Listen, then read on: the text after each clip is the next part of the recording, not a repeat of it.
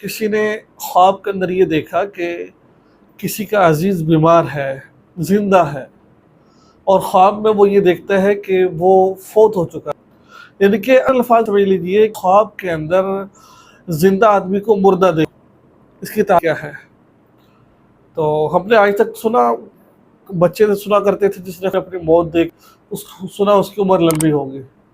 तो आज इस वीडियो में इंशाल्लाह बताएंगे कि ख्वाब के अंदर ज़िंदा आदमी का मुर्दा देखना ये किस चीज़ की तरफ इशारा है, ये इस ख्वाब की ताबीर क्या है।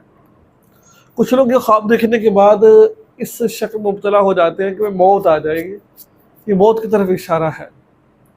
भाई मौत की तरफ इशारा है तो फिर इंसान को वक्त मौत की तमन्ना करनी, मौत की आने वाली इसकी कोशिश करनी चाहिए मरने की, कि भाई मेरी मौत आएगी और आखिर की तैयारी कर ले। भाई कोई ख्वाब में आदमी को देखा कि वो मुर्दा है, ठीक है, ये नहीं कि वो मर गया है, वो इसका मतलब ये नहीं कि वो मर जाएगा, अभी उसकी मौत आ जाएगी। इशारा इस बात की तरफ नहीं है, आ भी सकती है लेकिन ज़रूरी नहीं है। इशारा इस बात की तरफ है कि वो अपनी ज़िंदगी में कुछ गड़बड़ कर रहा है, वो अपनी ज़िंदगी में वो एक्टिविटी कर रहा है जो उसको नहीं करनी चाहिए थी, जिस वजह से ये ख्वाब उसको नज़र आया है।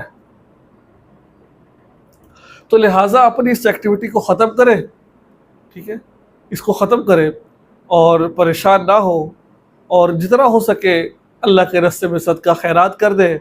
और जो मौत का वक़्त मुकर्रर है वो तो आ रही है, लेकिन अपने गिरबान में झांक कर देखे कहीं वो कोई गलत काम तो नहीं कर रहा। अगर कर रहा है तो बस इस्तग़फ़ार करे, इशारा इस बात की तरफ है बंदा गलत काम।